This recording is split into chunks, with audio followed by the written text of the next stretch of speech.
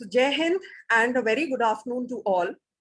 Thank you so much for investing your time with Women's Indian Chamber of Commerce and Industry, WICCI's Rural Tourism Council's member discussion on rural tourism policy recommendations on this legendary day of 15th August, the 75th anniversary of India's independence. I would like to take this opportunity to also thank our National President, Ms. Sahana Ahmed, who has been tirelessly working towards establishing a strong council and motivating all the members to deliver their best. My name is Dharna Shukla, member of WICCI's National Council, and I'm excited to be moderating this panel discussion today. India is geographically diverse, combined with which the cultural richness of the country forms a large part of the rural tourism product for India. Rural tourism has gained importance in India in the past few years, and especially so in the pandemic times. Travelers have been seeking such areas to visit, which has sparse population that showcases the rural life, art, culture, and heritage of those rural locations. In June 2021, as an initiative towards Atmanirbhar Bharat, the Ministry of Tourism, Government of India, invited recommendations on its draft national strategy and roadmap for development of rural tourism in India. Today, we have an amazing panel where we will be discussing the measures proposed in its recommendations letter to the Ministry of Tourism, Government of India. Before we begin with the proceedings today, I would like to give you an idea of what to expect in the next hour or so. I will take a few moments to introduce each panelist briefly, as I mentioned before. Then members of the panel will be requested to explain their respective points of recommendation. And then we will open up the floor to give an opportunity to ask specific questions on the recommendations from the panelists and the audience. A few points on housekeeping of the session are important for the seamless progress of the discussion. So first, members may speak in either English or Hindi. Secondly, each speaker will be allowed maximum of 3 to 4 minutes to explain their points. Thirdly, only one panelist is requested to speak at a time, please. No panelist would be allowed to interrupt while the other panelist is speaking. We request you to keep your mics on mute for an uninterrupted session. Next, today's session's recording will be accessible through the same link you're using now.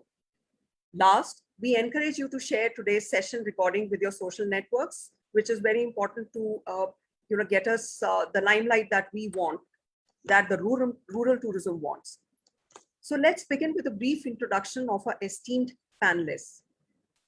Ms. Asima Panda, she is the principal of Swasti Institute of Management and Social Studies, Bhubaneswar, and is the National Council member of WICCI.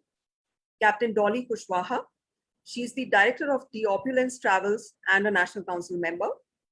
Dr. Kamakshi Maheshwari, she is the assistant professor at Indian Institute of Tourism and Travel Management, Gwalior, and she's the MP state president of the WICCI Rural Tourism Council. Dr. Parul Jasrotia, she's the founder of Team Travels Tales India LLP, and she's the J&K state president. Dr. Shiba Hamid, she's a professor of tourism at Aligarh Muslim University and is the National Council member. Ms. Lakshmi Sharath, she's a writer, storyteller, content creator, and is the National Council member. Ms. Loretta Roselia Nada, she's the Operations and Sales and Marketing Director, Travel Assistance, and the UP State President for WICCI Rural Tourism Council. Ms. Winnie Ribeiro, she's an independent writer and a consultant, and she's Goa's State President. Ms. Mau Roy. Ms. Mau Roy is the Assistant Professor of School of Hotel Management, Shiksha O Anusandhan, Dean to be University Bhubaneswar. She's the Odisha State President for the WICCI Rural Tourism Council. Ms. Priya Anand, she's a development consultant and writer, and she's a National Council member. Ms. Rajshri Bhargav, she's an assistant professor at UITHM Chandigarh University, and also the founder and MD of Girano's Getaways. She's the Punjab State President for WICCI Rural Tourism Council. Ms. Rashmi Sanghi, she's a freelance researcher, visiting faculty at JKLU Jaipur, and she's the Rajasthan State President. Ms. Rubina Firoz, she's a managing partner at Hotel Horze, Leh, Ladakh, and she's the Ladakh UT president. Ms. Sanjeeva Sen, she's the managing director, TLTE Services Private Limited, and she's the Meghalaya state president for Wiki Rural Tourism Council. Next is Ms. Shabnam Jana. She's an associate professor, School of Hospitality and Culinary Arts, the Neotia University, and she's a National Council member. Ms. Sharda Ghosh, she's the principal of IHM Bhubaneswar, and she's a National Council member. Ms. Shilpi Bansal, she's the director of Timeless Jewels and Ojas Gram, Himachal Pradesh, and she's also the Himachal Pradesh state president. Ms. Shoma Datta, she's the CEO of Apidocraft, international yoga and meditation teacher and evaluator. She's also a classical dancer, and she's the state vice president for West Bengal. Ms. Somali Panda, she's a senior government official for West Bengal Information and Cultural Affairs Department, and she's a National Council member for Wiki Rural Tourism Council. And Ms. Tiarenla Rutsa, she's the Deputy Director Tourism, Government of Nagaland, Nagaland State President. Welcome to one and all.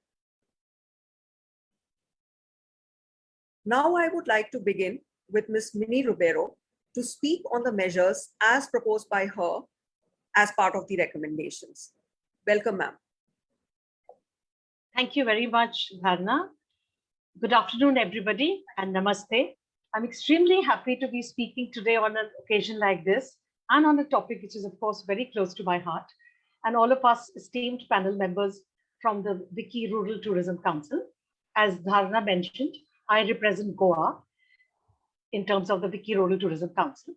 But of course, our recommendations are primarily for the entire country. For me, the three key pillars of rural tourism primarily are, it has got to be fair, it's got to be inclusive, and it's got to be sustainable. So no matter what the product offerings that we have for rural tourism, these three aspects are absolutely important. Looking at the first recommendation that I very strongly feel about is, I think that while we are developing very many other offerings and activities in different states, including Goa, I think gastronomy tourism or culinary tourism is something which has tremendous potential. The reason why I say this is because all of us know that India, being such a diverse country, I mean, every 100 kilometers or perhaps even less, we have a lot of opportunities for exploring different kind of local food. And there is no better way to connect to people than food. Connecting somebody with a destination through food is perhaps the easiest way to do so. And of course, when tourists come to a place, and while all of us like our familiar foods, when we go from a particular state of India, it's always nice to experience the local food. This becomes even more interesting and important and relevant perhaps, is because it's important to actually help the rural community, the local community, and integrate those experiences into your travel experience. So in short, actually, food tourism or culinary tourism or gastronomy tourism, as we may want to call it, is actually something which really can actually become a very, very important ally for social and economic development. Certain key things that need to be kept in mind for this: it should be sustainable. Seasonality should be taken into account. And of course, it should respect the local community. It's got to be responsible. You need to integrate the local community.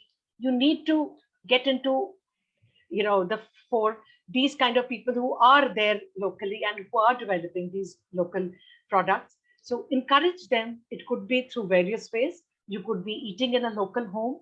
You could be, traveling to a local farm to see how food is actually being produced, because today people are really conscious about sustainability. They want to know where the food is coming from. So it becomes relevant and important to involve tourists in this process. You can take them to farms, you can take them to spice markets, you can take them to local markets and actually showcase the local food. And that is where sustainability comes in also. It's very important to see how this food is grown, how this food is procured, how is it sort of, distributed locally, and, there is absolutely no or negligible carbon footprint. So it's very important that these aspects come in. And the more we integrate the local community into this experience and get our tourists to come and experience this rather than the usual kind of food that we want to eat, comfort food. Okay, we know if all else fails, we have our fast food, or we have our, typical kind of diverse Indian cuisines that are available. It's always nice to go and experience local food because you're going to help the local community. You're going to integrate the local community. You're going to actually empower them, create a means of livelihood for them. And of course, you must respect what the local community is creating. So this can be, as I said, through homestays, through food experiences. It could be fairs, it could be festivals, it could be local feasts happening in villages. You could go to the local village markets and experience lesser known things. For example, in terms of seasonality, I'd like to tell you, many people outside of Goa perhaps don't know that there are a lot of green leafy vegetables that grow in Goa during the monsoons. Even people living in Goa often don't know that. So it's always nice to actually go to the hinterland and actually experience these vegetables, eat what is being produced locally, eat what is seasonal, because obviously if it is seasonal, we're obviously going to eat it for a reason. It's healthy. Coming to my second recommendation, no matter what the product offerings that rural tourism can offer, those are all great, they're wonderful, and we can really come up with creative, innovative ideas. But all is really going to sort of fall flat if we don't have proper infrastructure in place. So this is something I feel very strongly about. Of course, the government is aware of this, and there are very many bodies locally and at the central level who are working towards it. But it's very important to develop robust infrastructure if we are talking about building or sustaining rural tourism or hinterland tourism. We need to have proper roads in place. We need to have proper signages in place. The roads need to be well lit. They need to be of a good condition so that a traveler doesn't really break their back while driving to it. It needs to be good quality roads, well lit, bright, safe, with proper signages. Only then can we really talk about developing hinterland or rural tourism. If people don't have access to these places, no matter how interesting the offerings are or how varied these experiences are, they're obviously not going to get anywhere, because people may try once and they're going to come back and they're going to have a bad experience, and they're possibly going to, word of mouth is going to spread that this is not a place that you really need to go because there is no connectivity, there is no power, I'm sort of cut off from the internet. So these things today are non-negotiable and are important pillars on which rural tourism needs to stand. Thank you very much, and I look forward to hearing my other. Absolutely well said, ma'am. Infrastructure and things like culinary tourism, I think they're the need of the hour at the moment, especially in these times of the pandemic, where where the travelers are seeking the local experiences more. Absolutely. Thank you so much, ma'am. Next, I would like to invite Ms. Mauroy to put forth her thoughts about the recommendations that she's put forward. Thank you so much. Is it audible, Dhanna madam? Can you hear me? Yes, ma'am. Absolutely. Okay. Thanks a lot. A very good afternoon to one and all. It's really a great pleasure listening to Mili madam coming up with the various recommendations to promote the rural tourism of a popular state, Goa. As we all know that each and every state of our country has its unique essence, beauty, speciality, and strengths, and so on. So representing Odisha Rural Tourism Council, it gives me an opportunity to share the recommendations on the platform of Wiki Rural Tourism Council. In a short, just I wanted to say that Odisha is an Eastern Indian state on the Bay of Bengal. It's a blend of nature, art, religion, spiritualist, and is known for its temples and monuments that arouse interest to tourists from different parts of the world. So in one sentence, Odisha is the gateway to the luxurious experience of nature. Now coming to the point, rural tourism of Odisha, and taking into account that it is the state which has the maximum ecotourist spots among all other states in the country. A lot of initiatives have been taken by the state government to promote it on the national and international level. Now, when we talk about ecotourism or community managed nature tourism in Odisha, naturally it aims to support the wildlife conservation by providing alternative livelihood to the communities in that state. So it is all about uniting conservation, your communities, and sustainability. So it is highly recommended that the state should create a movement, especially at the grassroots level of rural Odisha, that would help to generate employment and develop a sense of pride for the local community, especially for the women. Because when you lift up women, you lift up the humanity. Now, just citing here an example, we have the Chilika Lake, which is the largest lake in the northern hemisphere, and it is the gold mine of tourism in Odisha. So this type of places, they did special attention from the state as well as the central government to develop the ecotourism and infrastructure of that particular area. Similarly, there are other ecotourist spots in the country like Bhitarkanika, which is known for the national park. Then we have Simlipal, which is famous for its bioreserve and so on. So that was my first recommendation. We should need to develop the ecotourist spots in our state. And secondly, like I have one more recommendations, like with a vision to develop Orissa as one of the country's most favored, you can say, all-season destination, offering unique experiences to the tourist across the spectrum, and a mission to multiply the livelihood and income generation opportunities by encouraging entrepreneurial initiatives like homestays and etc.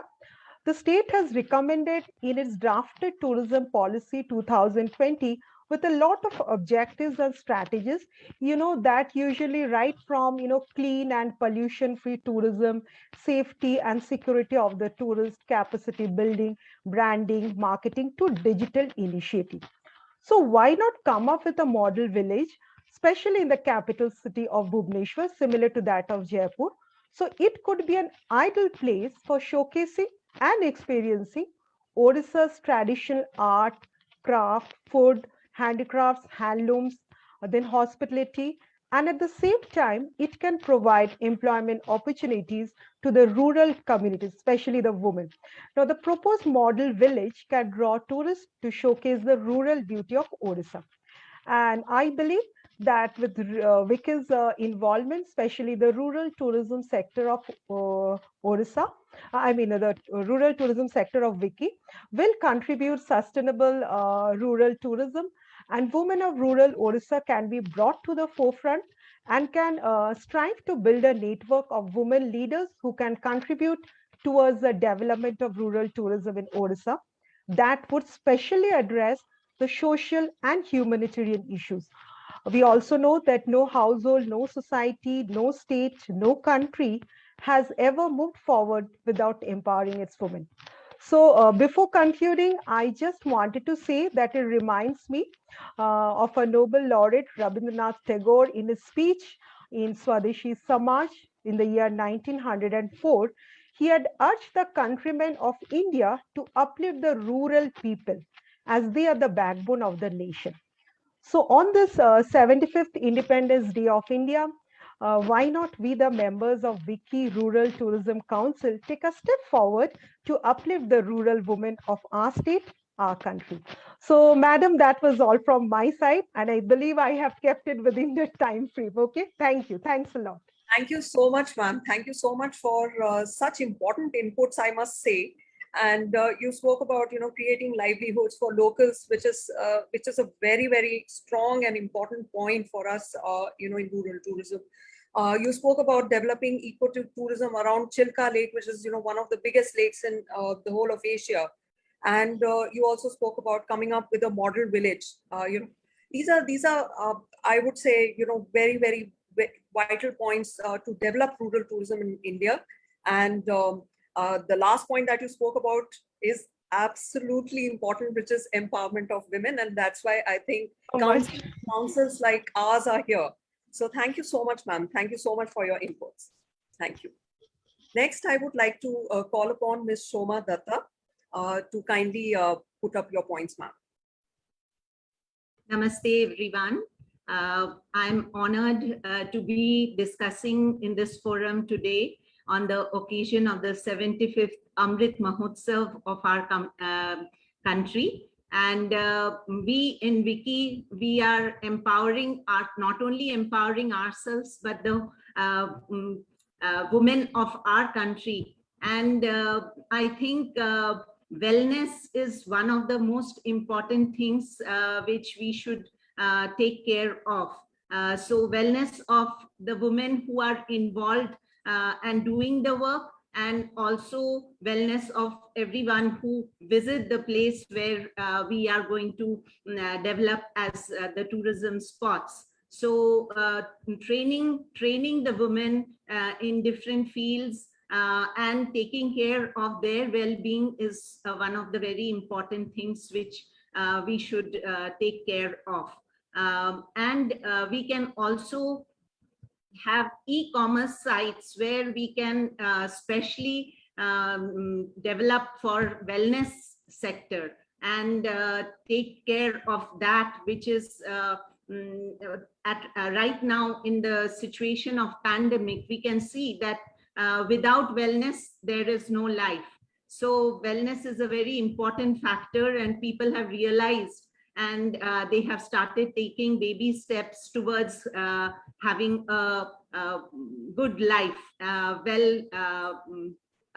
healthy life. So that is a very important step which we should take. From our side, we should have that wholesome, because wellness means well-being of the body, mind, and spirit. So it should be a total package which we can deliver through our council. And I would recommend that we get an opportunity to spread through our model villages these things which will help develop the village, not only in the rural tourism sector, but they will empower the women of the village and the youth to take steps and empower themselves also.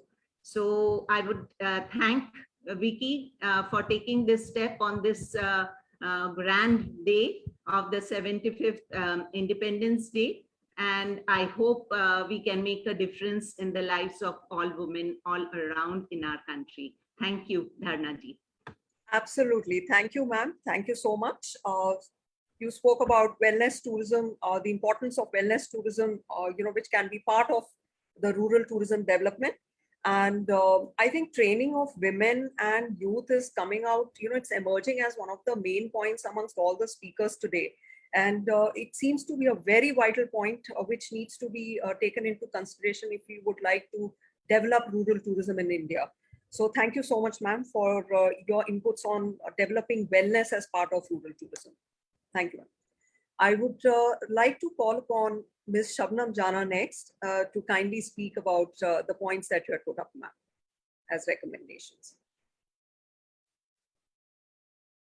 Kindly, I request you to unmute yourself, ma'am. Thank you. Good afternoon, everyone. It's my pleasure and honor to be a part of Wiki and being able to speak to all of you and put in my recommendations over here. Since the last 1.5 years, we have really been shown what actually has happened, how India has been hit. The world has been hit, yes, but India has been hit in a very strong way, especially the people who have been traveling from their villages to the city for their living.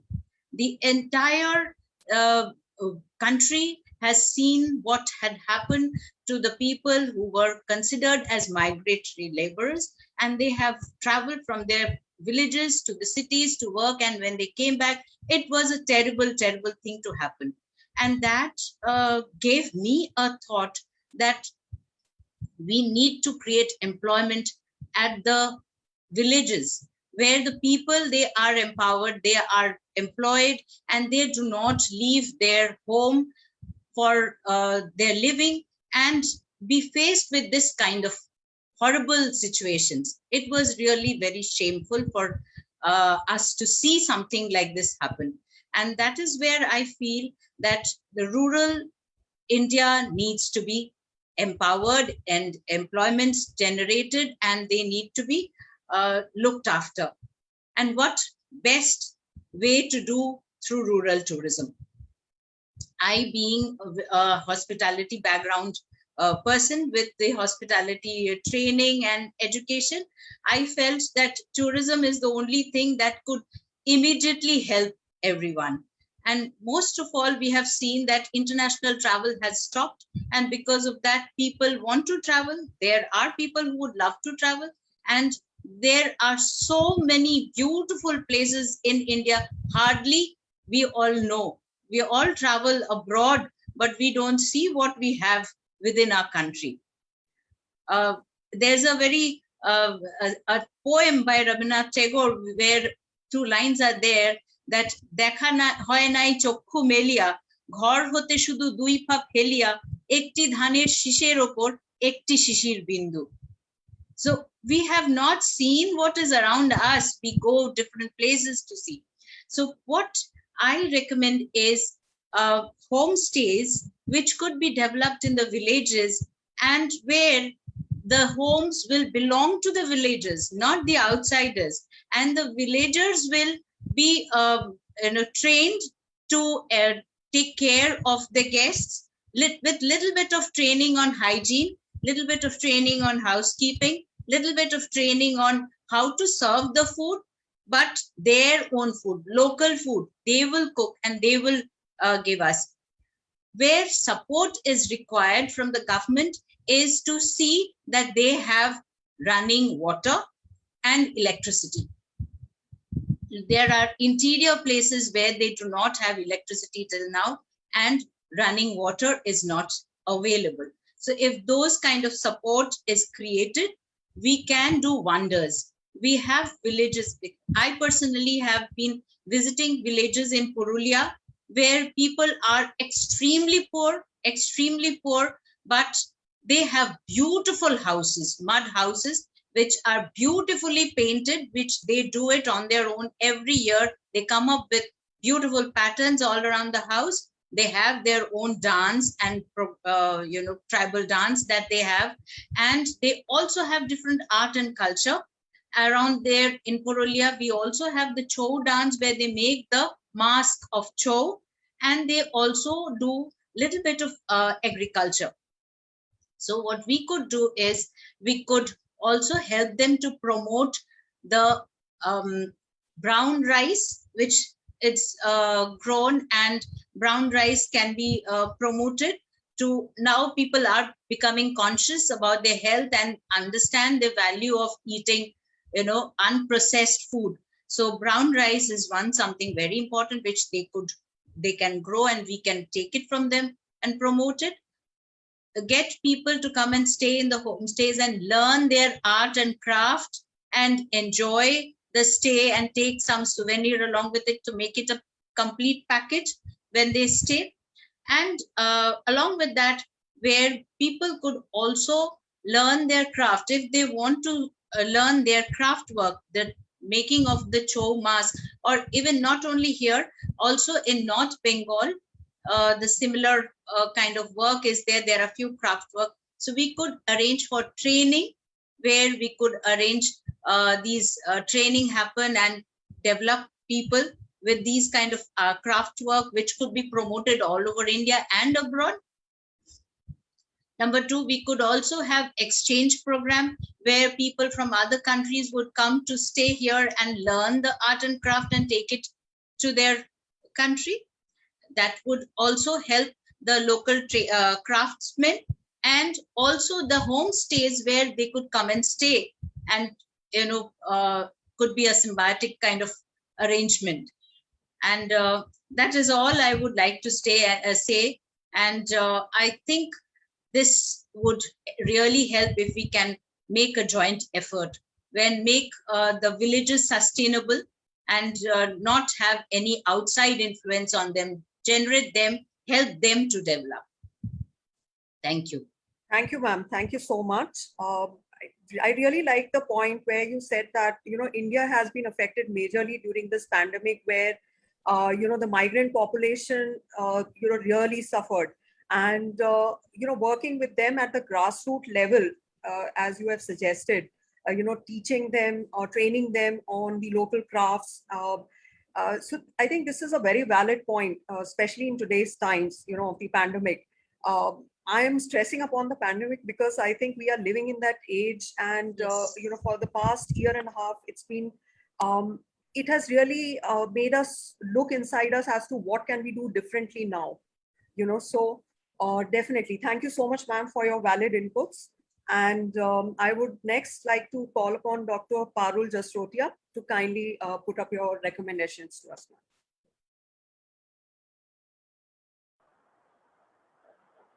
Hi, good afternoon, everyone, and very happy Independence Day to all of you. Like with my recommendations, I'll start with the first one. Shabnam has already mentioned about the homestays part, so it's almost similar because we also have a homestay here, and it's like practically what problems we have faced while registering it, while because it's important to start this culture of promoting homestays, and we are the first one to take this initiative here in Sanasar. This is a very rural place. It's a village kind of place. So my point here is to like ease the policies for homestays to get registered, because when we talk about the homestays, they have to get registered. Maybe it's a one-room homestay or a three, six, because less than six is a homestay, and then more than 6 rooms if we have, then it comes under the guest house or a hotel. So for promoting the homestays in rural areas, because rural people, they are not aware about the like all the formalities, all the NOCs. We have to ease that process. So practically talking about all the problems I have faced, even I am aware about all those things, but still those all, if I'll say all the formalities required. If I particularly I'll talk about the JNK. Here we have a list of checklist of 11 or 12 documents. Like to get the 12 documents, you mean that you have plenty of time to go to all the different offices, departments to get those get those NOCs, or I'll say bluntly, you can bribe the people, because it's not easy to get the NOCs even here. So all the departments from all the like electricity and water supply, it's a very little thing, but from all the higher authorities even. So it's important to make this process easy, because when I'm talking about a rural place, maybe that person has just one room to like rent or make a homestay. So it should be easy with some local unions, some local association, those with whom they can register, they can get registered, because it is important to promote homestays. As Shabnam has already said, like it will be like people will be getting the employment at their own place. We can stop the migration to urban cities, because all the people, they are going to big cities for their livelihood. So while doing this, promoting the homestay culture, we can like make side by side income at least. Uh, like the period pandemic we all have seen, it's quite tough for the all of us to survive. For a survival, those who are into like jobs, they have to get back to their places. So it's important.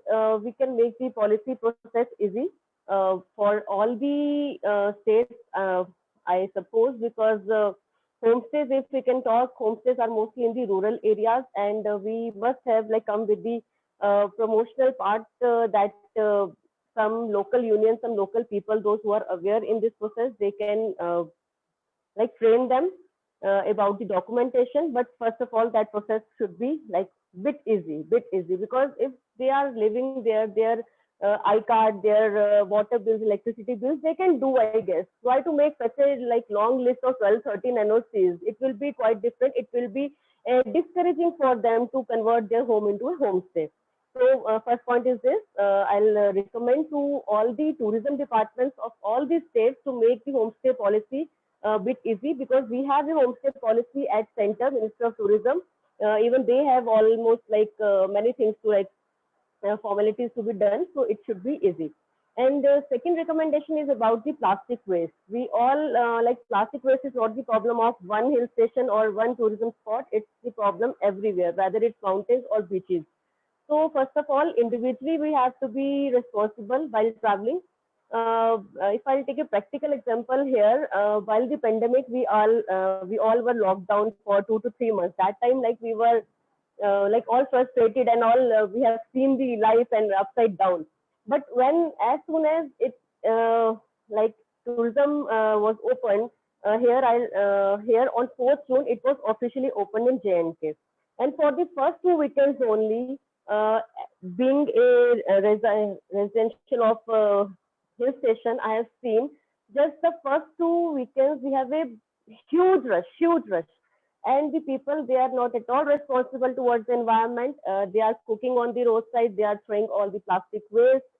Like it was a even personally, I went to so many people to tell them kindly pack your plastic and take it with yourself. But that's it's all in vain. So I recommend to make to suggest to government to make the like plastic waste disposal plants, plastic waste management plants, or particular dumping sites on all the sensitive areas, because mountains or beaches, they all are fragile. So because we are promoting one area, like even if we talk about J&K or Jammu particular region, we have Patnitop, Sanasar as hill stations. People throng to these places in summers. But we have to develop other places as well to divert the tourism, because every place has its own carrying capacity. So we have to do it with like sustainable development. If we are just promoting the one place, so it's all like huge rush. All the people are coming to that one place only. So we have to develop all other places at the same level at par, so that the tourists can divert, so that the plastic problem, plastic waste problem, it can be lessened. And also we need the like plastic management, like waste management plants and all the sewerage and everything. And it can be done on a like government level, not on an individual level. I cannot do. I can. Like train the people, I can talk to them, but I cannot put a plant and install a plant. So it should be at all the hill stations, all the tourist spots, that I will say. That's from my end. Thank you. Thank you, Dr. Parul Jasrotia. I think your points are so valid, and regarding the homestays as well as the plastic waste problem, the disposal problem. And what I could see from these things are that the intervention of the government is very important, because making the process easier for the homestays to get registered, as well as setting up the waste disposal sites and implementing the program successfully, especially on the mountains and the beaches, as you mentioned. I think it's very imperative for the government to step in here. So thank you so much for your suggestions, and they are really, really essential as well. Thank you, ma'am.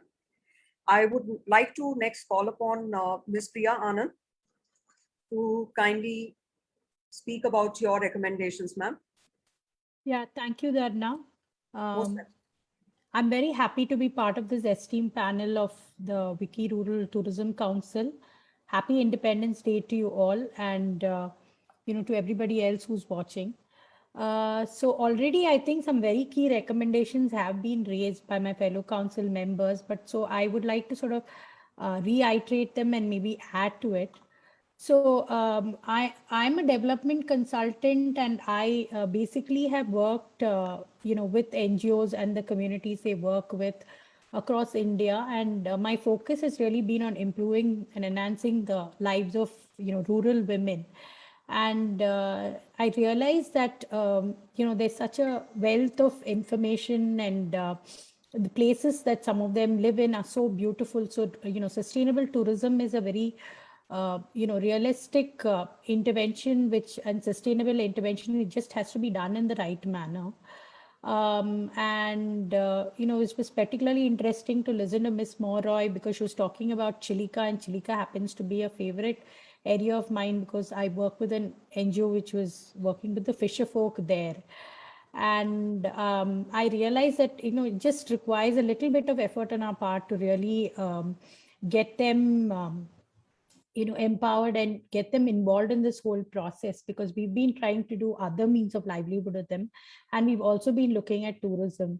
So I think while it's also, of course, very important to involve the men and the leaders, I think it's women who are very essential to this process. So the involvement and empowerment of women is important, and you have to really look at women community members and leaders as being central in this process and becoming the key stakeholders. So, and this also, of course, provides supplementary income opportunities for them, right? This will empower women, and in turn, it also enhances their self-esteem. It encourages self-reliance, autonomy, and more importantly, it also brings a decision-making role into their hands. And I think women make decisions, often not just for themselves, but for their families and for the community. So I really think it's very, very important to involve women in this process. I mean, in any economic intervention, I think it's important to involve women. The other aspect that I'd like to talk about is also the fact that, I think some of the other, council members mentioned this. You talked about the intervention being very local and authentic. And I think that's a real must, because whatever, activity we do has to be authentic to the community's place on earth. And each place has its own unique history, its culture and resource, right? So it must be led locally by women and the community, and it must also be accepted and practiced by the community as a whole, because only if they take ownership for this process, and if it's something that they are comfortable doing, can we actually make it sustainable. So we really need to take into consideration local knowledge, their local experiences, and it should also be, of course, appropriate and sensitive to the the local environment over there and the cultural environment over there. And my third point was really, again, this was talked about by Soma Datta and also I think Shabnamji. They talked about building the capacity of communities. And I'm an avid trekker, and I've trekked in Uttaranchal, Himachal, Sikkim, Ladakh, and also in the south. And there's a lot of and really trekking is it's done only because we have so many local youth involved in the process, and because of all their efforts, they're really the backbone of this whole activity, right? So I think a little bit of effort has to be put into providing them a little more support in terms of building their capacity, but also in terms of helping them communicate and market their services better. Because then we can truly make it local and not have them just work for an urban company which sort of uses them to provide these kind of services. So these are my 3 key recommendations, and I'm really very happy that I was given the opportunity to share these. Thank you very much. Thank you, Ms. Priya. Thank you so much. I think the women involvement and empowerment, as I said before, is coming out to be a key point at this stage for the, as a process in development of rural tourism. And particularly when you said that they being the important stakeholders and they are the important decision makers, they need to be the important decision makers in development of a rural area. I think that's a valid point as well here. And you also spoke about the authenticity of the local area and community that needs to be taken into consideration while developing a rural area. I think that's also very, very important and valid point, without which I don't think the rural area can thrive or even can be developed as well. So thank you so much, ma'am, for your valid points. Thank you so much. I would like to call upon Ms. Rubina Feroz next to kindly put up your points, ma'am, to discuss the points. Thank you so much. It's such an honor to be here with such an esteemed number of panelists here. And it was so good to hear Ms. Priya Anand speak about trekking, especially about training the youth in marketing skills to create their own company rather than working for a big company. So yeah, resonating with the rest of the panelists here, my first point is about training and building capabilities among the locals. In this, I think a lot of involvement of the local panchayats is necessary so that they can nominate at least one youth or a woman and train them who can further train other people. Training in, in sanitation, maintaining hygiene, creating rooms for tourists, and, highlighting their culinary, the food that they grow, especially in a place like Ladakh. There are these rare food, buckwheat, and then you have barley, and you have various authentic, local food, which can be really marketed well. Also, all these in these past few years, tourism has gone more rural and people are exploring more. So my point is that training at the local level should be organized by involving the panchayat members, and then, so that people can really benefit from rural tourism, especially the locals, rather than big companies who are exploiting the locals. Sorry, as I'm in a higher altitude, the breathing problem is there. So therefore, I'm like a bit, okay. Now, the second point that I would really like to stress, and this again resonates with Dr. Parul Jasrotia, is about pollution. Especially in a clean and pristine environment like ours, where tourists come and then they throw bottles, plastic waste. So my recommendation is to create water ATMs in all these rural areas, so that plastic water bottles can altogether be avoided. So government should place and should keep some budget for water ATMs across villages and across towns, where tourists go, so that tourists also fresh and clean water is available, drinking water, hot and cold is available, and also pollution is controlled, especially with plastic bottles flowing in rivers. All that can be avoided by creating water ATMs. That's my second point. My third point is about, marketing renewable energy, especially subsidizing renewable energy sources like solar energy, and especially in especially in rural places, in villages. Some of the villages, as you go for trekking, especially in Ladakh, they don't have electricity. So it's important that, renewable energy is subsidized and given to those places. So then, they can harness the water heaters, heating water through that renewable energy source, and also for electricity purposes. So that's my second point. The fourth point is getting internet connectivity. We don't have, it's so important to have internet connectivity in these areas which are so far-flung.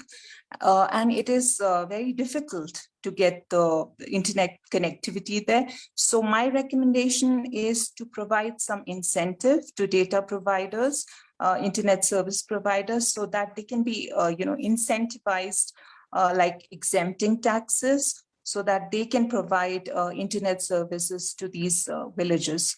So yeah, these are the 4 points: training the youth, then water ATMs, renewable energy subsidizing, and also, exempting taxes for internet connectivity for better connection to rural areas. Thank you.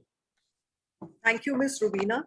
I think you summarized all the points for us so beautifully. And, again, the same thing resonates here, that we need to, take care of the pollution in the mountain areas and the beaches specifically.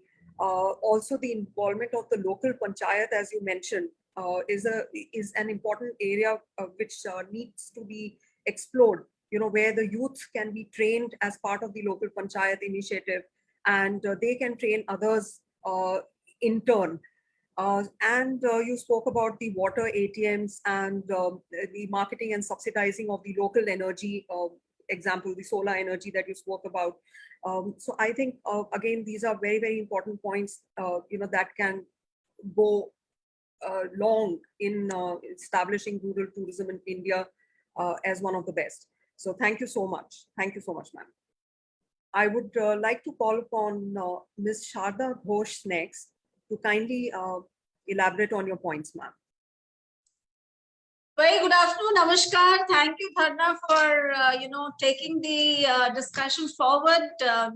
We've heard some excellent, key points from many members.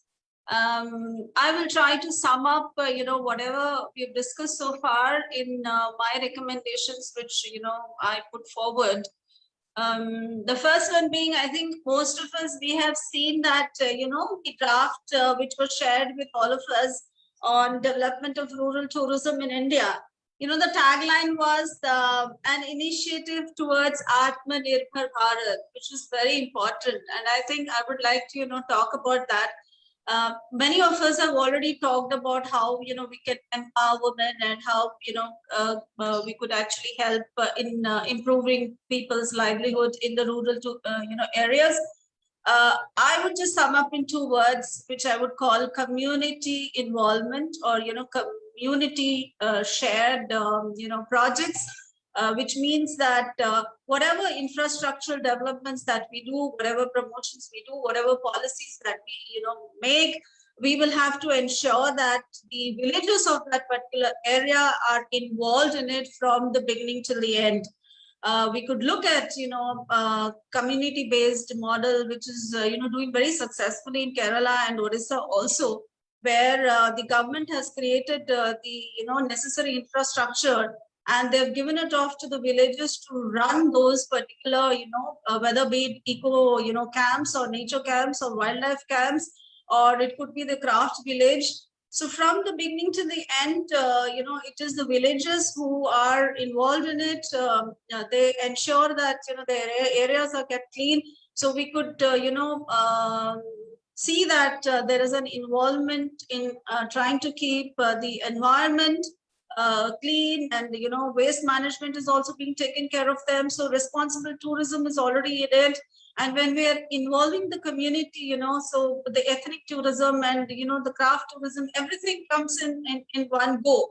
So I think in terms of rural tourism, and when, the government is thinking of improving this in terms of, doing better country-wise, it's very pertinent that we involve the people who are there, so that they can take it forward. And of course, at the end of the day, empowerment and livelihoods, betterment of the livelihoods definitely will result to it.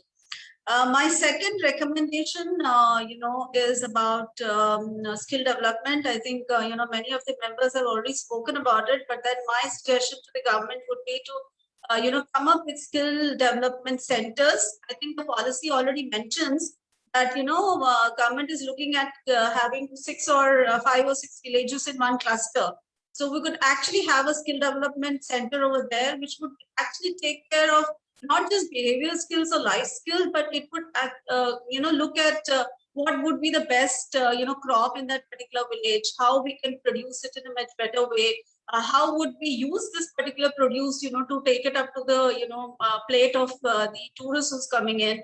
What would be the different, recipes that would come up? For example, in Odisha, we have, very good growth of millet. So, there could be continuous training programs as to how we can use millets in the, meals that is being offered to the tourists. It could deal with, training in the crafts, how we can improve on the crafts. It could deal with digital marketing. There's such very good, crafts which the villagers are doing, and they are unable to promote it. So we could deal with how they can use social media, how they can do digital marketing, how they can, make the entire world know about what they are actually offering to the tourists. So this particular, center is going to just take care of the entire product as a whole, and it will be a continuous effort by the government in order to uplift them and make it a destination where, even foreign tourists can come. This could probably be, done with a joint collaboration with certain government institutes which are within that particular, vicinity. It could be the Institute of Hotel Management, or it could be the, Institute for Travel and Trade Management, which Ministry of Tourism, Government of India has.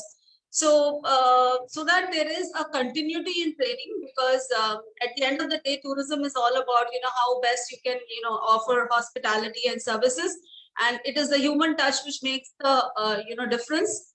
And the experience that the tourist is going to carry is all about the people there. So we will have to actually give them the technical and the soft skills also.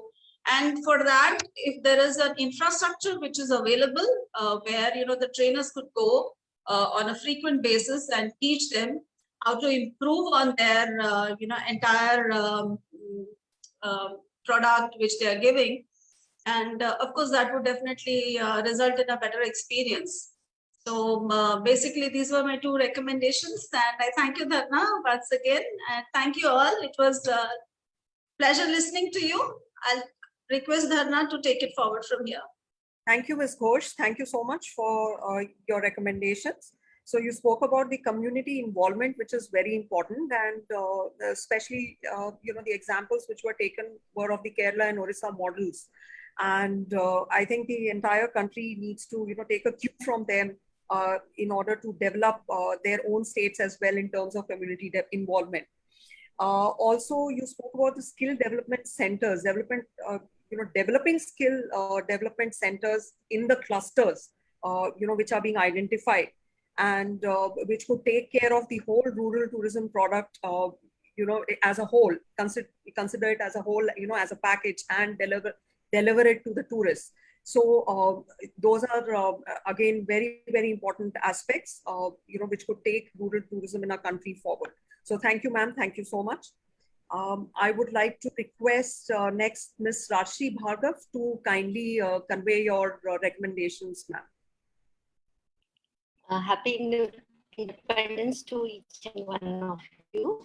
I'm proud of being a part of the tourism, and I'm really happy to listen all the so many good from our other members, and I really appreciate Shabnam Jana ma'am. She mentioned about the brown rice. So in the Punjab also, in our own team, we have one person, Anushka. She is doing the black rice, and she's providing to the bakery back to sources, and these bakeries are creating their own products and selling and spreading the awareness about the thing.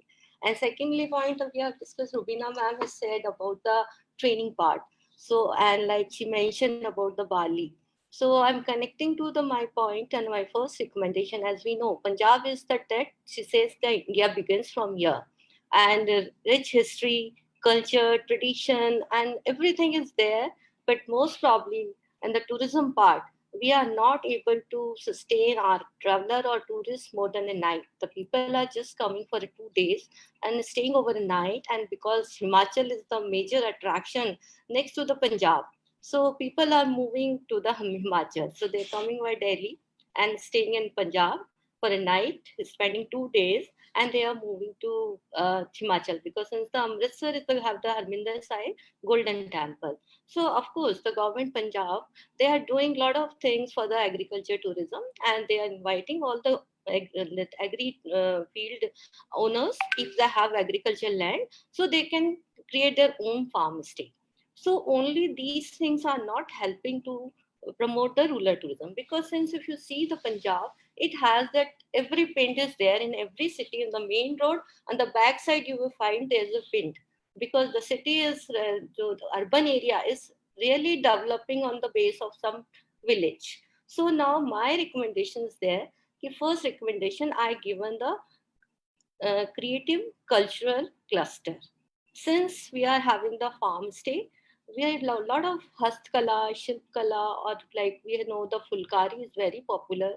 Jutis are there, wooden work is there, and there's like Thatera community is there. They used to make beautiful these Pital ka bartan in a very beautiful carving on it, but they are losing their thing. There are a lot of toys are there in the Punjab area, which is now cannot be seen anywhere.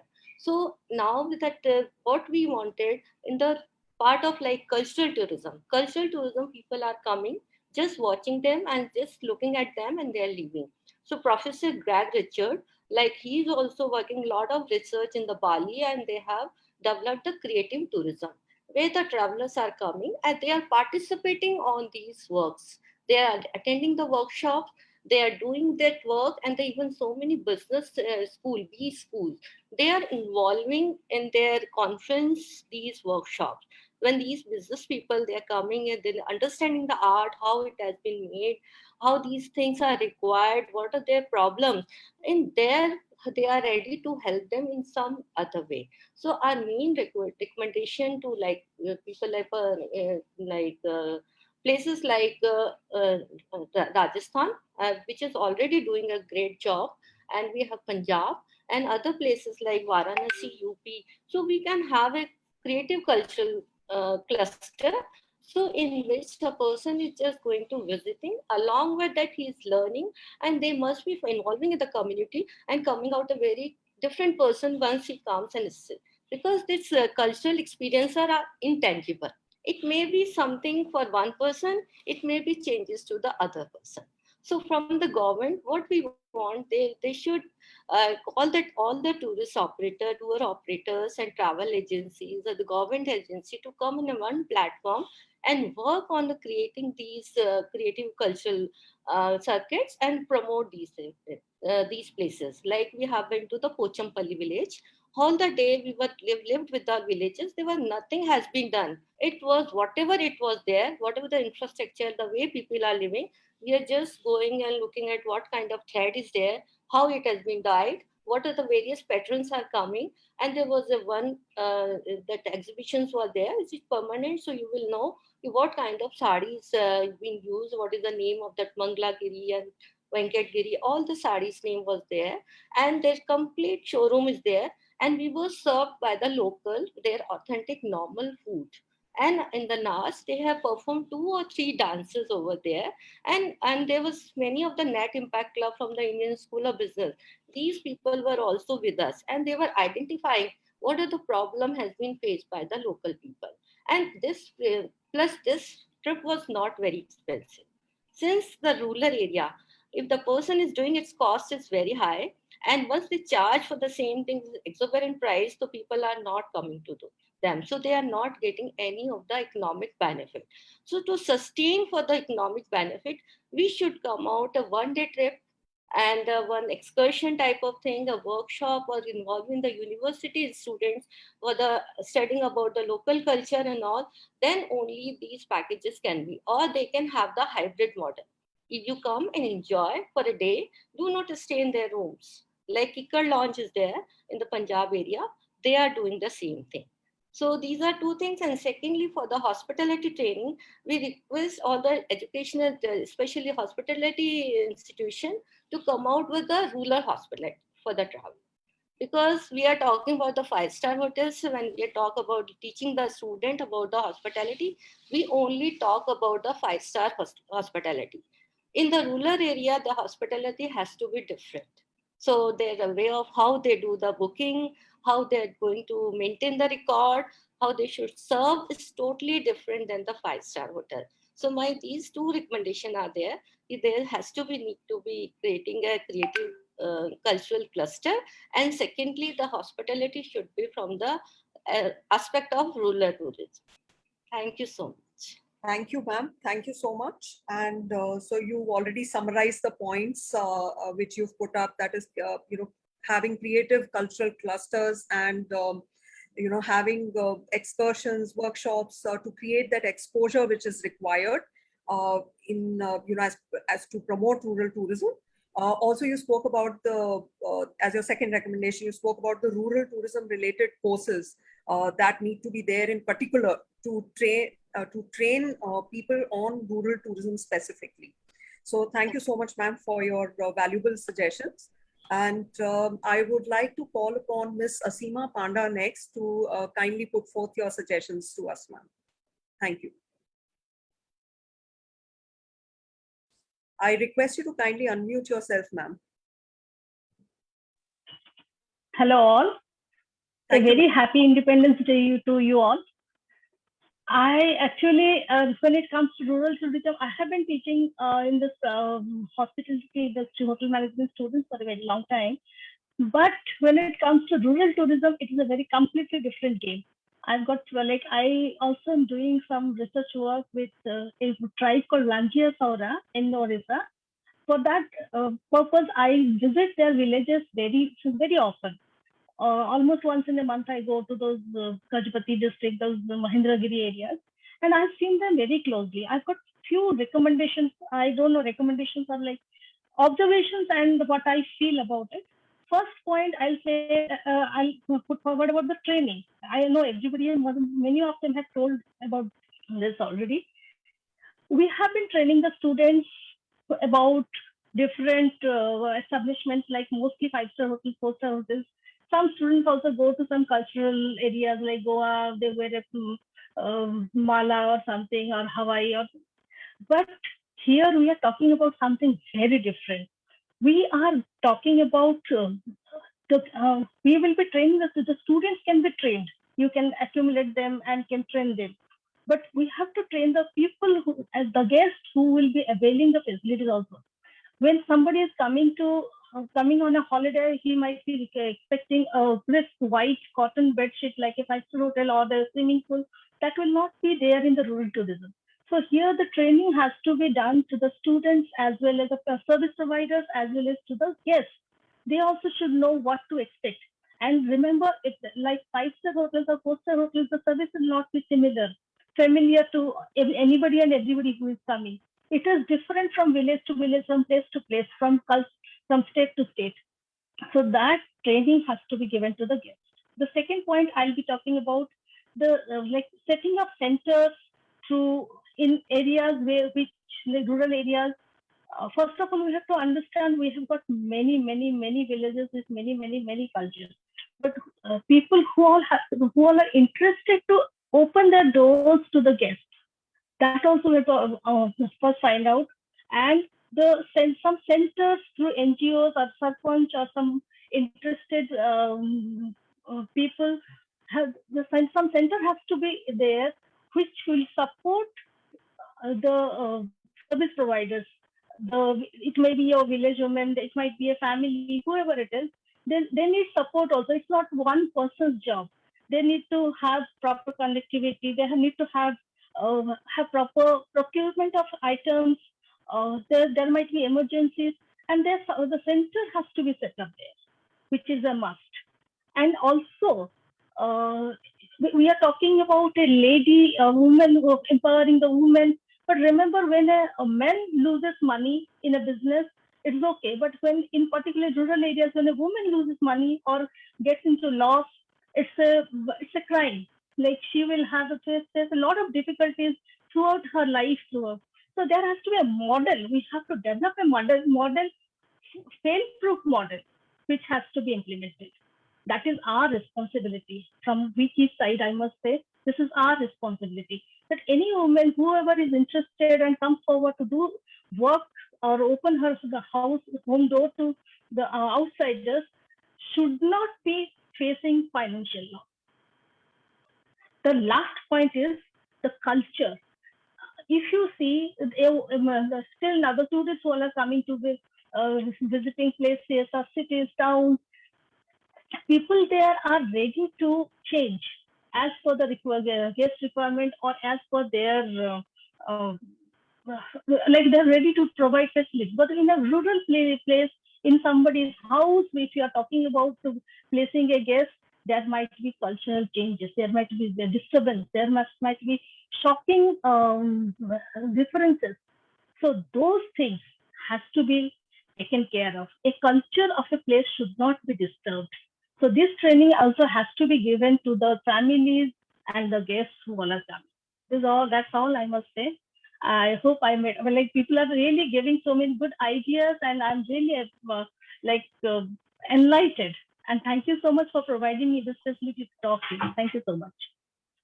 Thank you, Ms. Asima Panda. Thank you so much. I think your points are again so important. I don't know which point to choose. Everybody is giving such important points that I cannot skip any. I really need to summarize each and every point which each and every one of you has put up.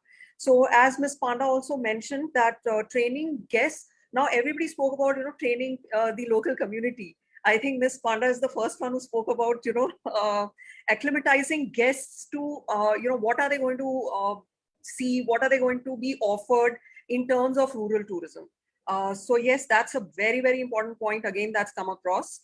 And again, ma'am spoke about rural people who are interested to open doors, specifically women. So full support should be provided to these people, so that they don't feel left out, or they don't feel that we have not received proper things what are required to set up the rural tourism environment, as in opening up their homes and setting up the rural tourism environment there. So they should not feel left out. So that's what ma'am mentioned as well. And also, you spoke about the culture of a place which should not be disturbed. So again, that's a very important aspect. I think everybody has been kind of hitting upon that culture of a place should not be disturbed. Otherwise, it won't be called rural tourism. If the culture changes, probably we would move, there would be a shift towards, urban tourism. So definitely the culture of a place should not be disturbed. So thank you, ma'am. Thank you so much for your, again, very valid points. I would next like to request Ms. Sanjibita Sen to kindly put up your proposal points, ma'am. Thank you so much, and good afternoon, and a very happy Independence Day from mesmerizing Meghalaya. My line is the internet connection is a little unstable, so I hope I can, speak true.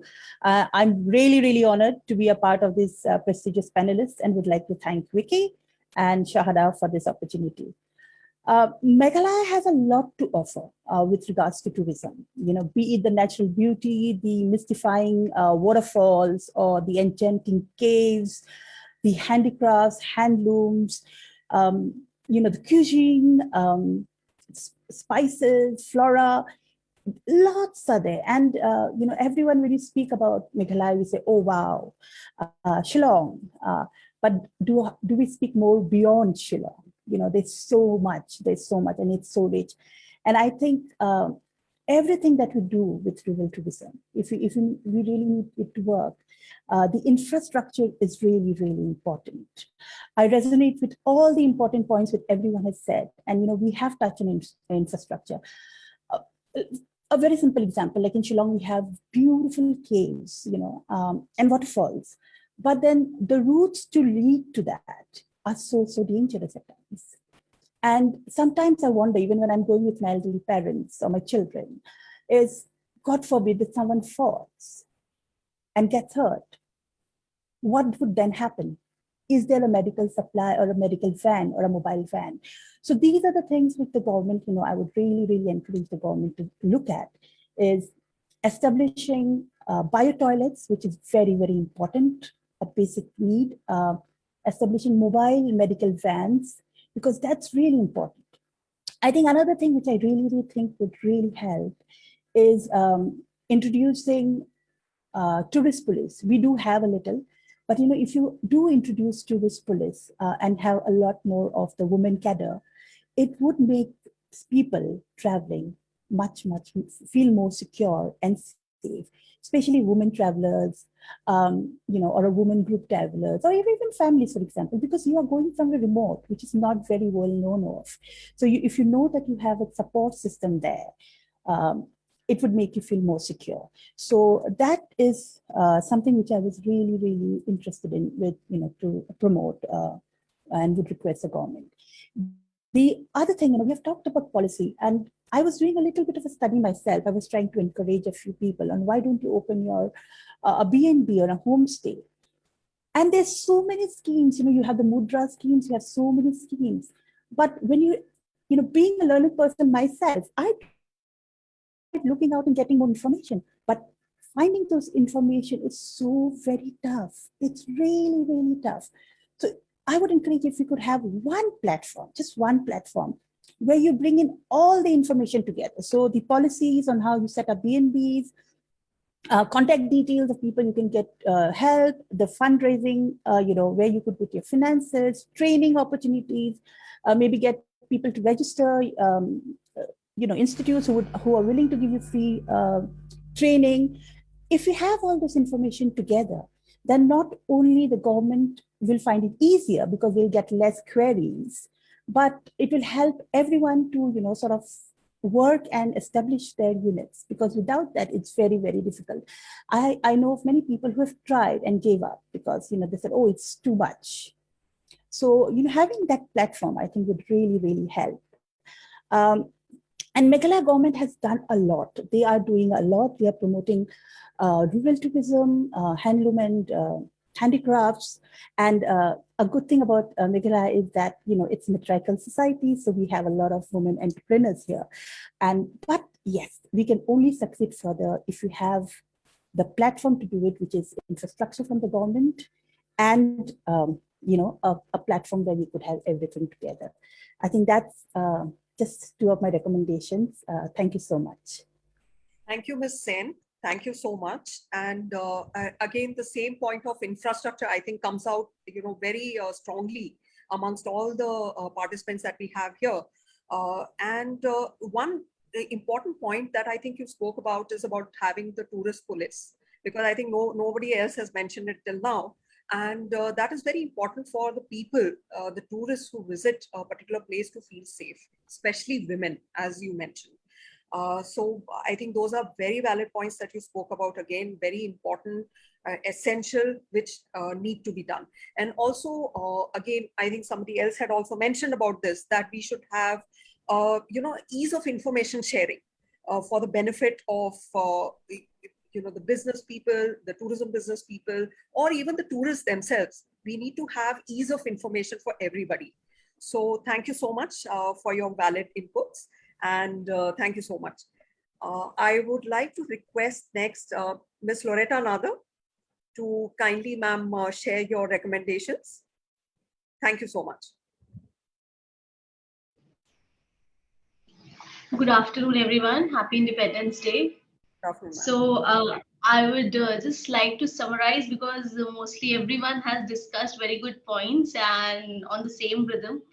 My proposal is that first we should emphasize on a good connectivity, which is a very basic requirement to the villages, because being practically on the same work, this is one factor, which kind of demotivates people from reaching the most rural places, connectivity. And if we, every state, if we at least adopt two villages and give a good connectivity, it will really motivate the rural village tourism.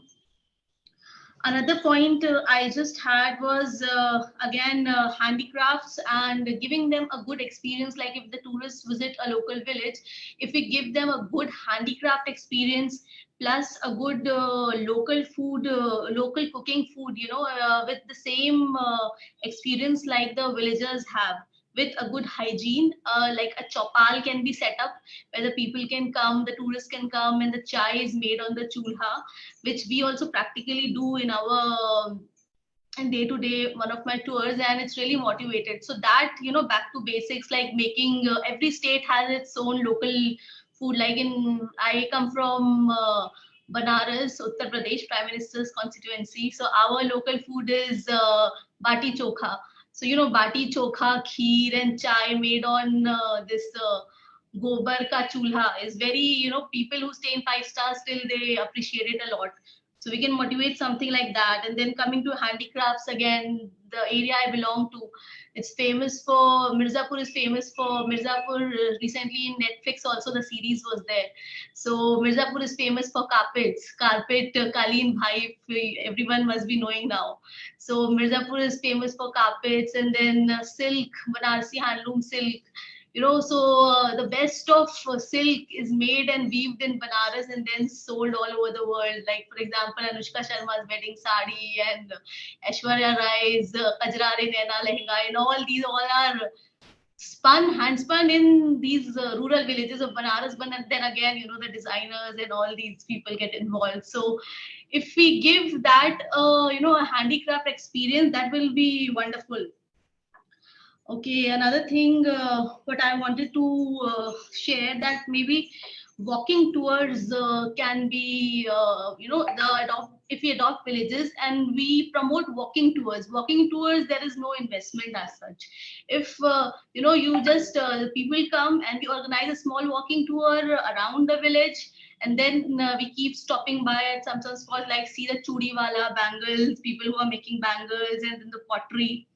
That will be really good for, again, improving rural tourism. And plus, if we involve the villagers as well in this. For example, Ministry of Tourism itself has lots of financial aids for the villagers where they can be part of it, but the villagers don't, they are not aware of it. So, if some local leaders, for example, the Gao ka Pradhan or the, if they are told to give more publicity on this, where the rural villages can be involved and they also get financial aid for this. So they'll be very happy to host them. And, what our tagline is also there, Atithi Devo Bhava. Because somewhere if the financial part also gets involved, there is more enthusiasm for them. Again, in every small villages, there are unseen and unknown small stories, like maybe a small historical temple, or a local kund.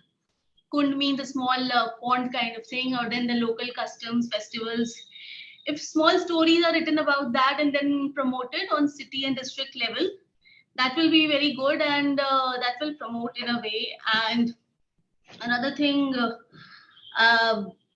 I'll sum up just with a small, a small line that the place I belong to, Banaras, is one of, again, a very ancient place where, even the Vedas were written.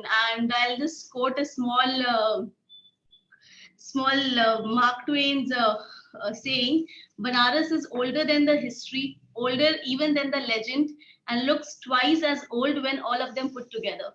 So, such kind of small liners, if we involve with rural tourism, small experiences, that would really do wonders. And we can always promote this with local community involvement. So that's something small from my side. Thank you. Thank you, ma'am.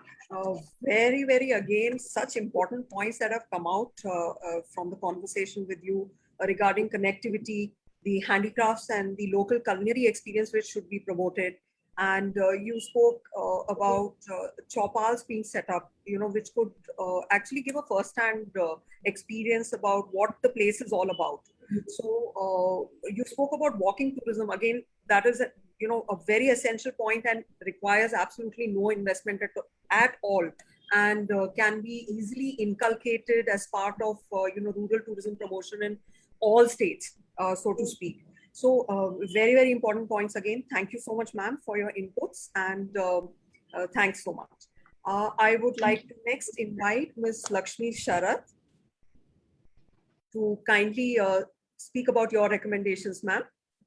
Thank you. Thank you so much for inviting me here. So many stalwarts here, so many wonderful insights and experiences. As a traveler and storyteller, I'm just overwhelmed. So my points are going to be more or less similar, but I'm going to speak from the perspective of a traveler myself, because I travel to these places. So, so as a traveler, what I feel, like everyone else has said, basic infrastructure, toilets. I think, I have knocked, when I go into villages, so many village tours, I have gone into, homes of villagers and said, can I use your toilet? And most of the time there's no toilet. They just open a small, backyard and they just say, go use the restroom here.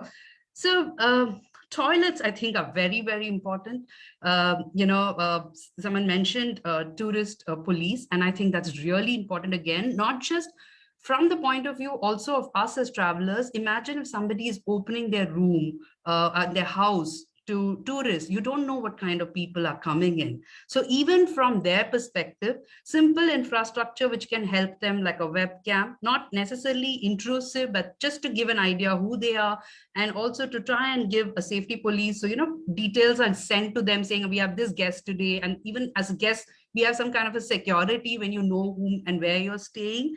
And I also feel that, basic hygiene. And I think in this case, there's also training that needs to be done from all aspects. One, yes, it's very important as us as travelers also to expect, our expectations has to be managed. We are not going to go there and we are not going to be able to find, absolute, obviously we're going there because we don't want to have the civilized experience. So we just suddenly can't get 5-star comforts. But at the same time, that doesn't mean that we don't get basic hygiene and basic electricity or network or connectivity. So these are certain simple things. I know everybody's spoken about them, but I just wanted to share that.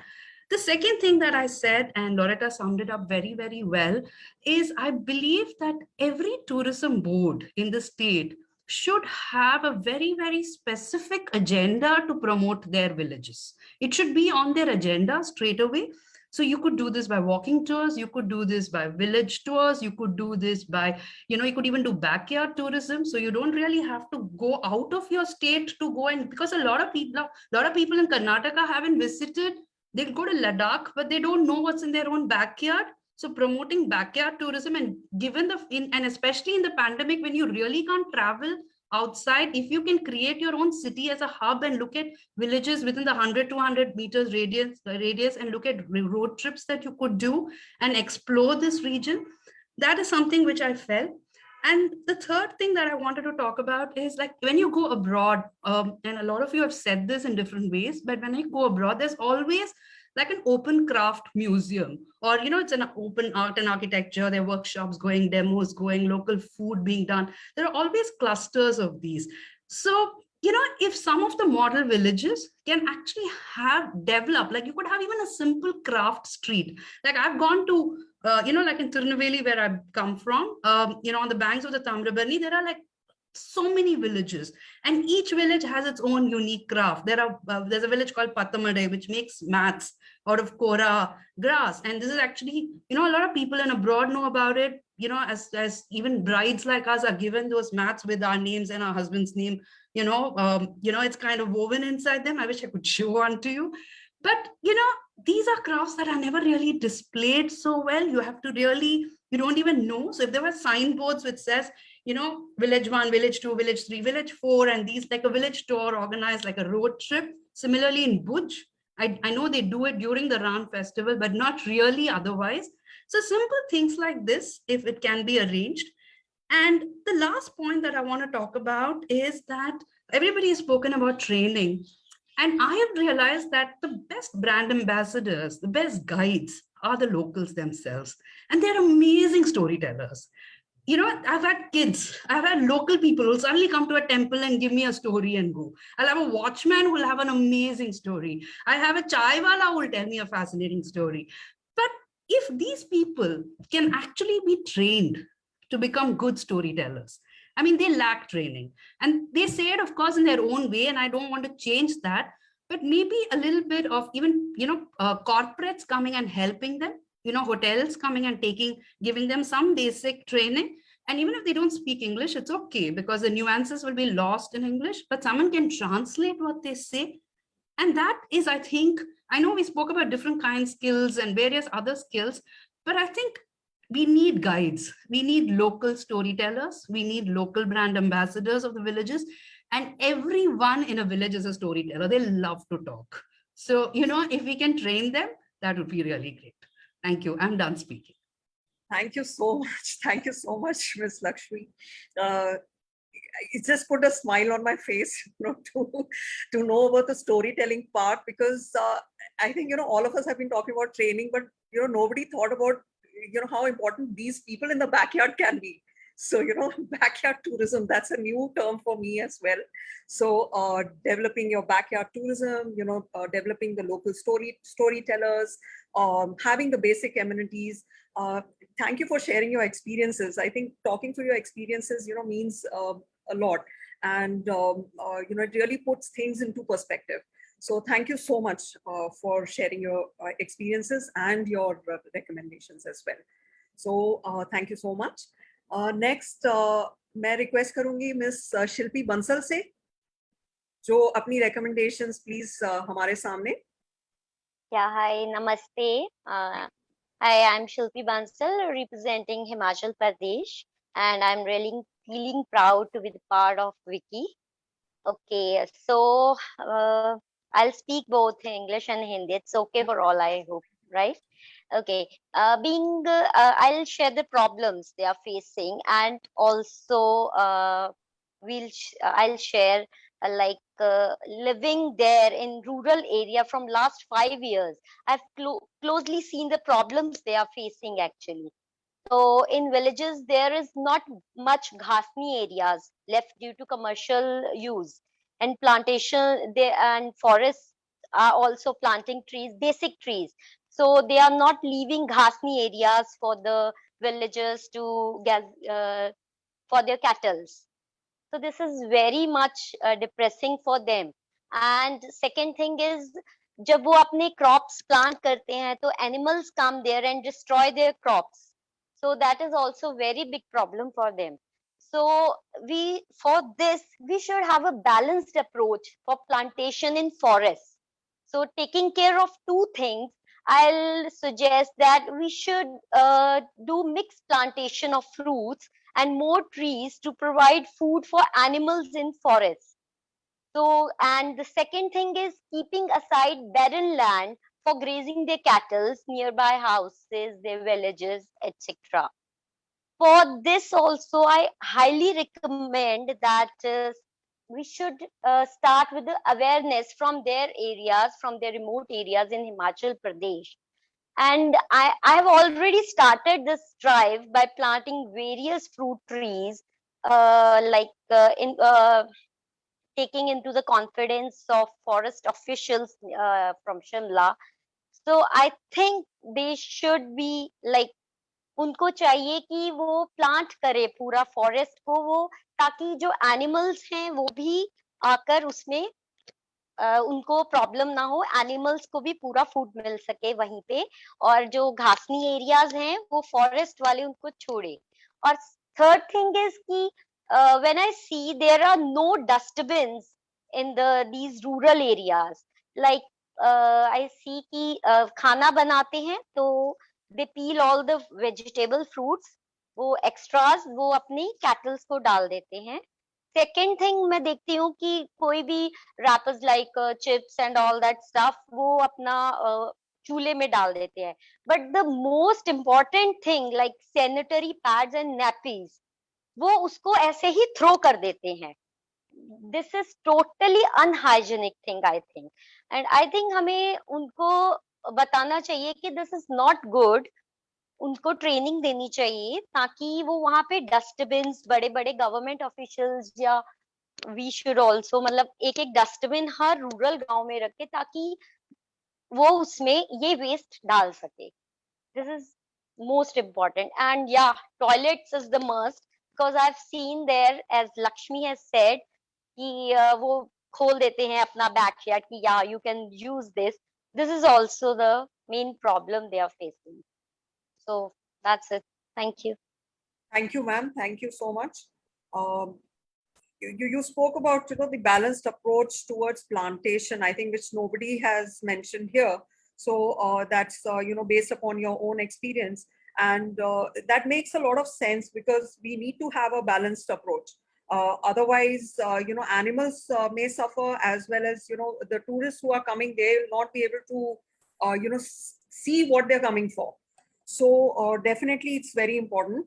And awareness from the remote areas. You spoke about bins, which are very important, which need to be there in rural areas, established in rural areas, and that needs to be actually taken on a war footing. I guess a lot of people have mentioned here on the forum as well that bins are very important in the rural areas. So thank you so much, ma'am, for your inputs as well. I would now like to call upon Ms. Somali Panda to kindly put forward your views, ma'am, about the recommendations. Thank you. Thank you so much. Happy Independence to us all. And you know what? I could listen to everybody talking on so much of different arenas and all. And it was really wonderful to have this panoramic views on this rural tourism. And as for myself, you know what? I'm a very proud Indian, and I'm very proud of having whatever we have since the time of early civilizations.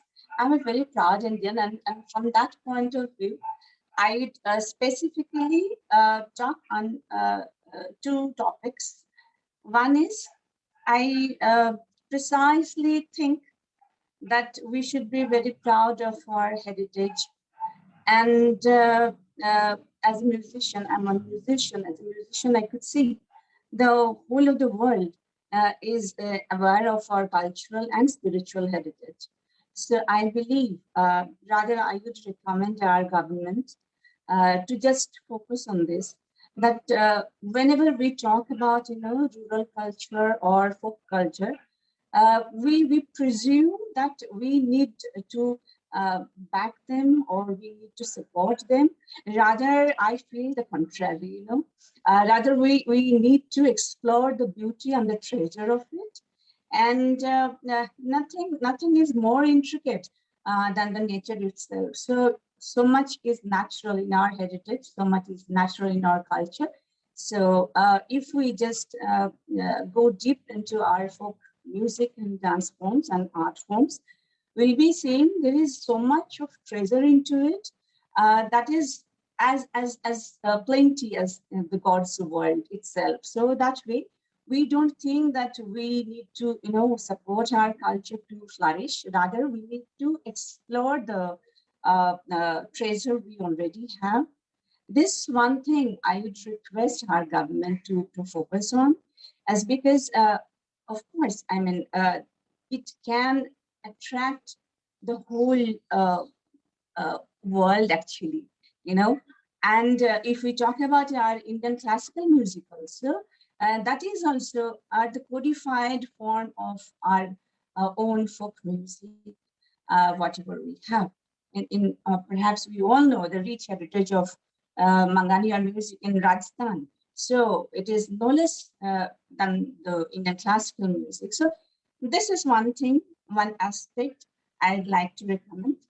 And another aspect is that is the spiritual aspect, because the whole of the world, be it the Beatles, be it George Harrison, be it John Lennon, they had to come for spirituality to the Himalayas. So if, and yoga and our mystical, religious or spiritual, I must say, because personally, I believe it is all about spiritual.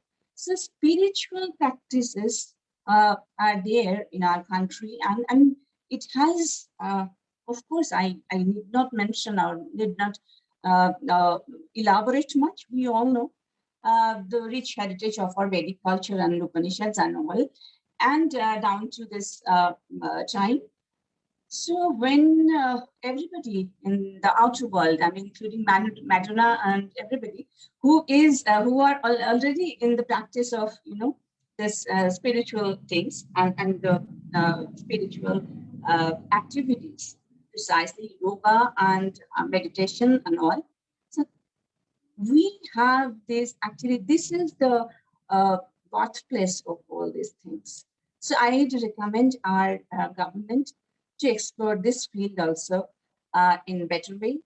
And it is not only being Atmanirbhar, rather to show the world our own treasure, to show the glory of what we have. That is all I wish to talk about today. And I'm very happy that I could listen to these wonderful suggestions. Thank you. Thank you, ma'am. Thank you so much.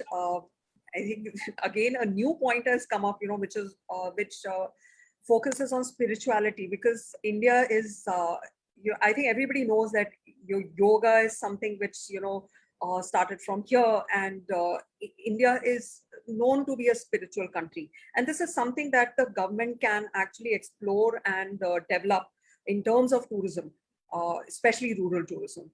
So thank you so much, ma'am. And I would now request Dr. Shiva to kindly put forward your recommendations, ma'am.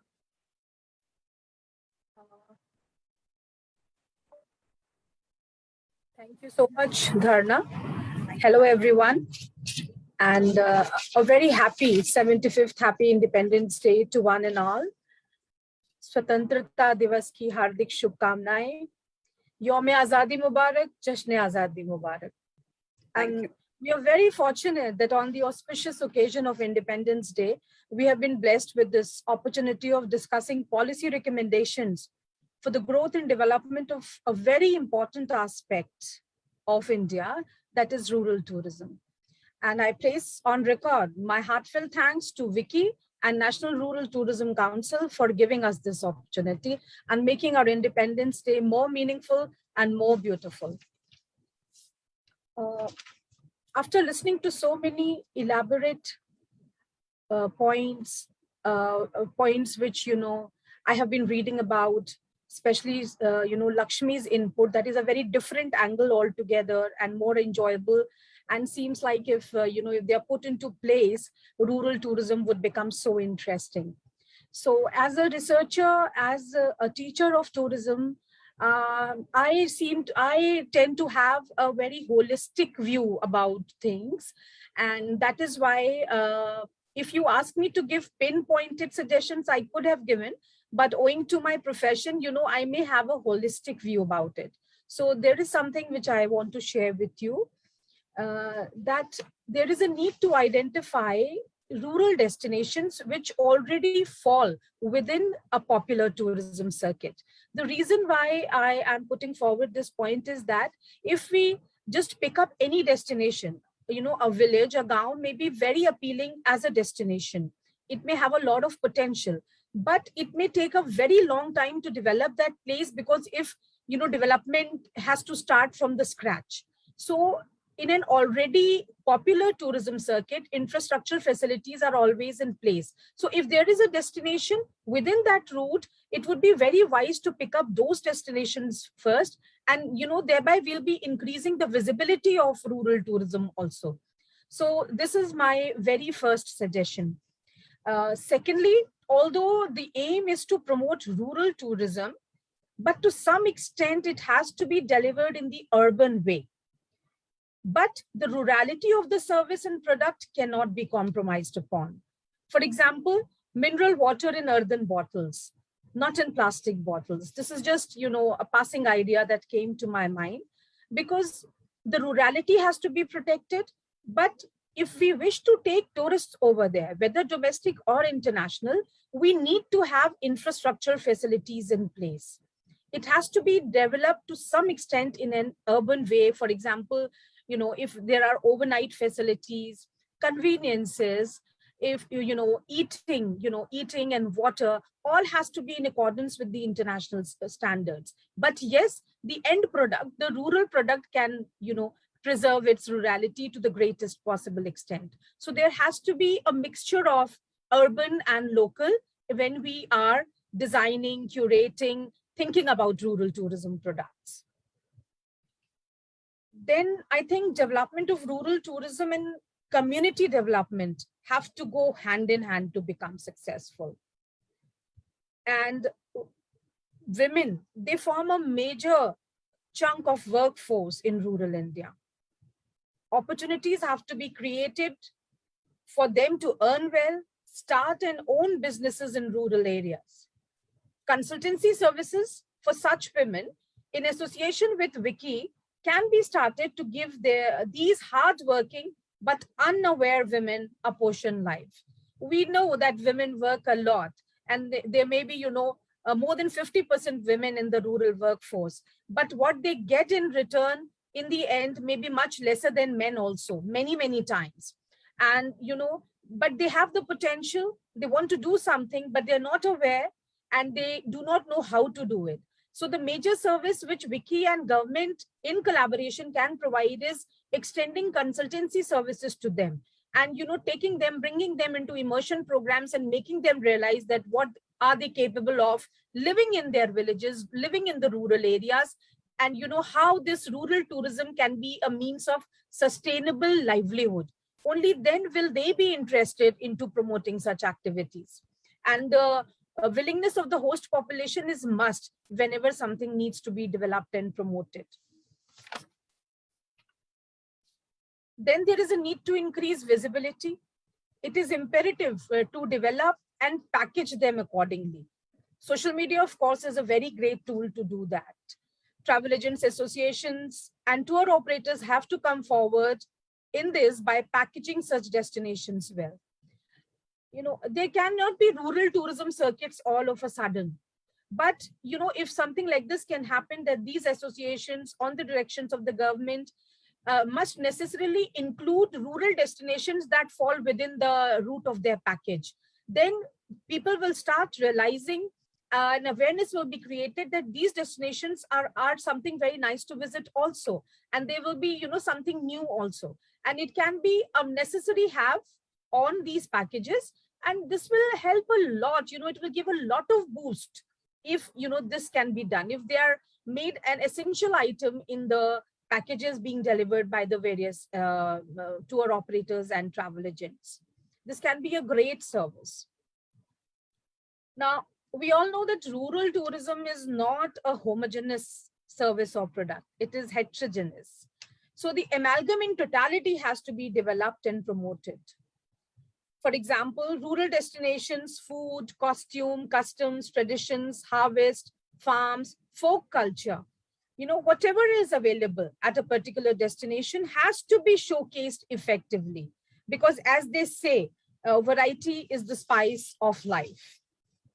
And we all know that, you know, I often say, Rang Biranga Hamara Hindustan, Hamare Gaon Hamari Dastan. तो उस दास्तान को पूरी तरीके से सुनाना है, उसका सिर्फ एक हिस्सा नहीं सुनाना है, उसकी जितनी भी दास्तानें हैं, वो उसके फूड से रिलेटेड हो, वो उसके कॉस्ट्यूम से रिलेटेड हो, वो उसके लाइफस्टाइल से रिलेटेड हो, वो उसके हार्वेस्ट से रिलेटेड हो, वो वहाँ की किस्से और कहानियों से रिलेटेड हो. We have to come forward and package them in totality for that. Then awareness also has to be created among the host population about the social, cultural, and economic significance of rural tourism, so that they become fully receptive to the idea of rural tourism activities. And once the host population is confident that this is going to bring food to their table, you know, and and the development will percolate at the grassroots level, they will become very interested in it. So once the government shows willingness, the private sector organizations come forward, and, you know, associations like Wiki come forward with such, you know, programs like as we are in today. And then finally, if the host population is ready, so like well begun is half done. So first of all, awareness and the willingness has to be created. The rest will follow, I'm sure, because all of us are ready to put in our efforts in this way. And, you know, in whatever way possible, whether it is intellectual, whether it is financial, whether it is non-financial, we are willing to extend our help. And as it is known by everyone that India is a country which is primarily agricultural, primarily rural. So we do not have to think about, you know, making our economy urban. Our economy can thrive even if it is a rural economy, but then rural products have to be, you know, utilized in the fullest possible way. And rural tourism is a beautiful, most I think authentic way to develop, you know, an economy. And when tourism develops, the economy of the local economy will develop, and then the regional economy, and thereby, you know, the national economy. So if we have circuits within India, you know, at let us say 2 in northern India, 2 in northeastern India, 2 in western, 2 in southern, then, you know, and these circuits keep developing, and, you know, they keep being showcased well, marketed well, promoted well, sold well. Obviously, you know, there will be huge economic benefits to the practitioners, to the people, and to the country. So it is definitely a great opportunity, a great idea to develop rural tourism in India. These are my submissions.